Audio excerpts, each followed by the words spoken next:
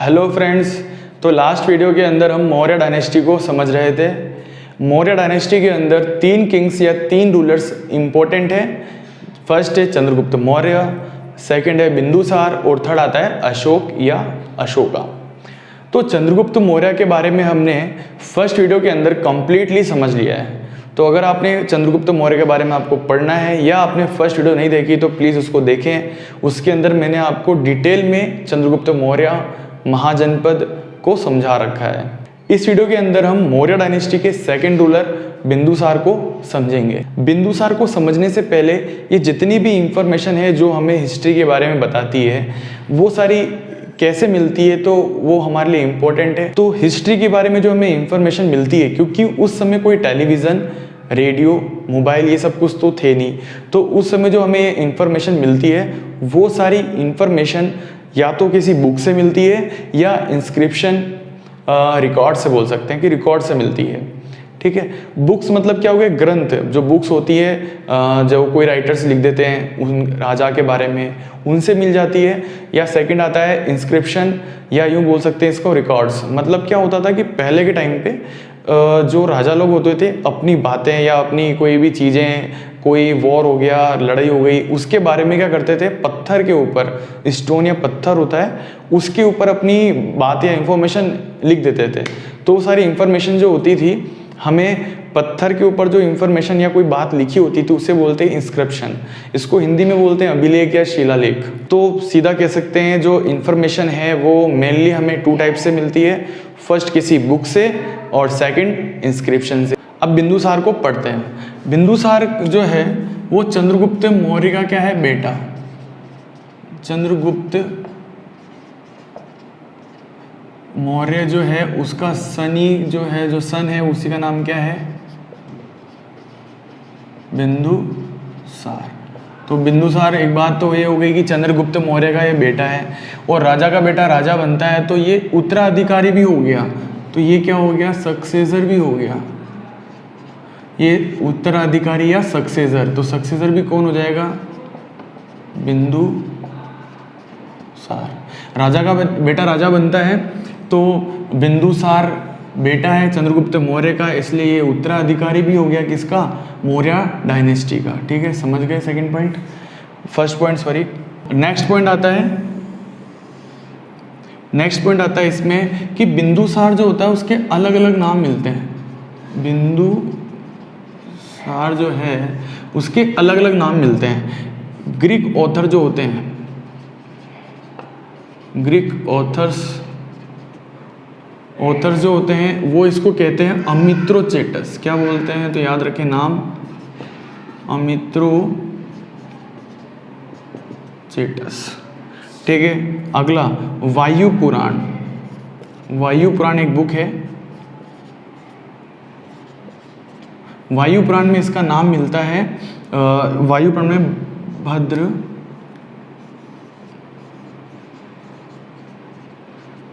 भद्रसारा या भद्रसार है ना, भद्रसार या भद्रसारा।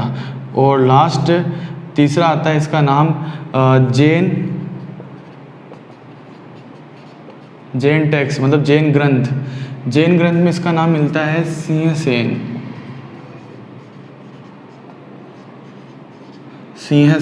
ठीक है, तो वापस देख लो, बिंदुसार या बिंदुसार के ग्रीक ऑथर क्या कहते हैं इसको, अमित्रोचेटस।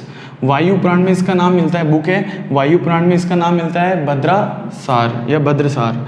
और जैन टेक्स्ट के अंदर इसका नाम मिलता है सिंहसेन। तो अगले पॉइंट पे चलते हैं। नेक्स्ट पॉइंट,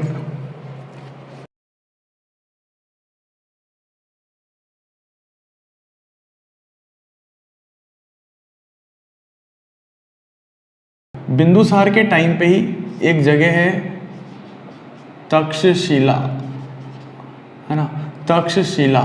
ये जो जगह है बिंदुसार के, इसी के एम्पायर में आती है, इसी के साम्राज्य में आती है। तक्षशिला में क्या हुआ, रिवोल्ट हुआ, है ना। रिवोल्ट मतलब होता है, विद्रोह। मतलब जो जनता होती है वो राजा के अगेंस्ट चली जाती है, उसे बोलते हैं रिवोल्ट होना। तो तक्षशिला जगह पे क्या हुआ है, राजा के अगेंस्ट क्या हुआ है, रिवोल्ट हुए, विद्रोह हुए।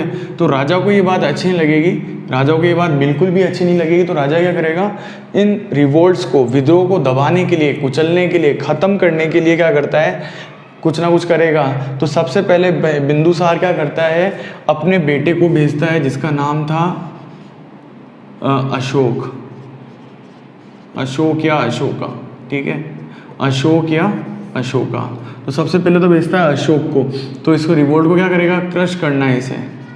तो सबसे पहले तो अशोक को भेजता है क्रश करने के लिए, और सेकंड, फर्स्ट नंबर पे अशोक को भेजता है और सेकंड नंबर पे भेजता है किसको, सुसीम को, ठीक है। तो वापस देख लो, बिंदुसार के टाइम पे ही तक्षशिला में एक रिवोल्ट होता है, रिवोल्ट्स होते हैं। जो रिवोल्ट्स को दबाने के लिए सबसे पहले बिंदुसार अशोक को भेजता है जो इसका बेटा है, और उसके बाद सुसीम को भेजता है, ठीक है, समझ में आ गया। अगला लास्ट पॉइंट आता है। लास्ट पॉइंट ये है कि रॉयल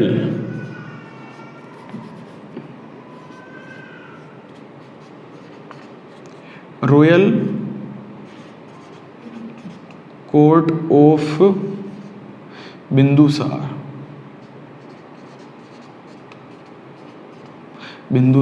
इसका मतलब ये हुआ बिंदुसार के राज दरबार में, बिंदुसार के राज दरबार में 2 अम्बेसडर आते हैं, है ना,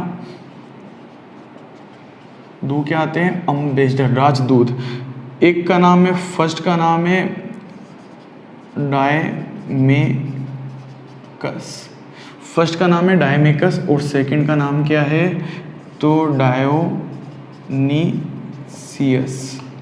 ठीक है। वापस देख लेना, बिंदुसार के राज दरबार में, मतलब रॉयल कोर्ट ऑफ बिंदुसार, उसके टाइम, उसके राज दरबार में 2 अम्बेसडर आते हैं, राजदूत आते हैं। एक का नाम था डायमेकस और दूसरा आता है डायोनीसियस, ठीक है। ये 2 अम्बेसडर आते हैं। डायमेकस जो है उसको किसने भेजा है, तो ग्रीक ने, ग्रीक से आया है ये, ग्रीक रूलर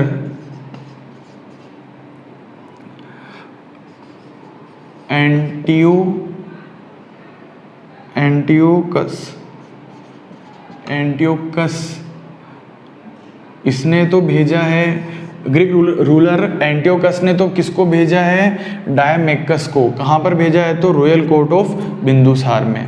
और जो दूसरा है जिसका नाम है डायोनीसियस, इसको भेजा है इजिप्ट,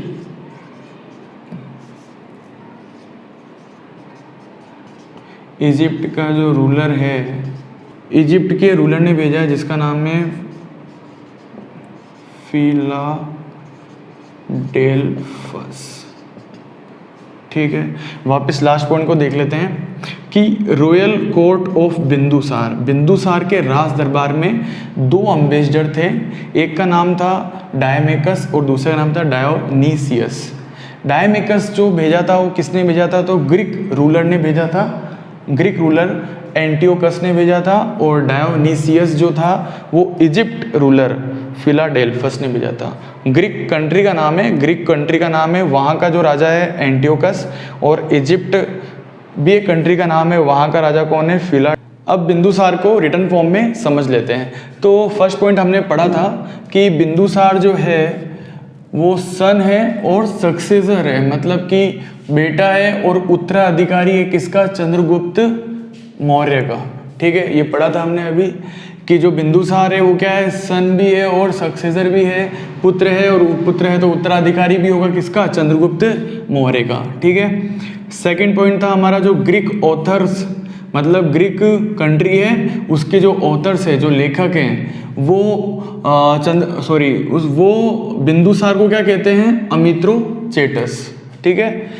वायु पुराण में इसका नाम क्या मिलता है, भद्रसार। और जैन टेक्स्ट्स, मतलब जैन ग्रंथ के अंदर इसका नाम क्या मिलता है, तो सिंगसेन, ठीक है। तो ये 3 नाम इसके आपको याद रखना है। और अब आता है कि अकॉर्डिंग टू दिव्य वदान के अनुसार क्या है कि रिवोल्ट्स हुए थे, मतलब विद्रोह हुए थे, कहाँ पर हुए थे, तो तक्षशिला में। तक्षशिला में विद्रोह हुए थे, उनको क्रश करने के लिए, उन्हें ख़त्म करने के लिए, इन रिवोल्ट्स को ख़त्म करने के लिए सबसे पहले तो उसने अशोका को भेजा या अशोक को भेजा और उसके बाद सुसीम को भेजा। ठीक है, नेक्स्ट पॉइंट देखते हैं, in the royal court of Bindusara. Royal court of Bindusara मतलब हो गया बिंदुसार के राज दरबार में ग्रीक रूलर मतलब ग्रीक कंट्री का एक राजा है एंटियोमेकस। एंटियोमेकस क्या करता है, अपॉइंटेड करता है डायमेकस को। एंटियोमेकस डायमेकस को अपॉइंटेड करता है कहाँ पर, रॉयल कोर्ट ऑफ बिंदुसार पे। और किस रूप में करता है, तो एम्बेसडर की फॉर्म में करता है। ठीक है, ये पॉइंट हो गया। और नेक्स्ट और लास्ट पॉइंट आता है, सेम पॉइंट ही है बस नाम चेंज है, in the royal court of Bindusara. Bindusara के राज दरबार में अब इजिप्ट, जो इजिप्ट का किंग होता है, जो रूलर है, उसका नाम है फिलाडेल्फस। फिलाडेल्फस अपॉइंटेड करता है, तो किसको करता है, डायोनीसियस। डायोनीसियस को अपॉइंटेड करता है, कहाँ पर करता है, तो वही बिंदुसार के रॉयल कोर्ट में करता है। और किस फॉर्म में करता है, तो एम्बेसडर की फॉर्म में करता है। दोनों लगभग सेम ही पॉइंट है, बस नाम चेंजेस है। तो ये आपका खत्म होता है बिंदुसार। अगला जो टॉपिक हमारा है वो है अशोक या अशोका। अशोका थोड़ा सा इम्पोर्टेंट भी है और बड़ा भी है, इसलिए हम उसको एक सेपरेट वीडियो में अलग से पढ़ेंगे। तो नेक्स्ट वीडियो के अंदर हम पढ़ेंगे अशोक या Ashoka. Thank you very much.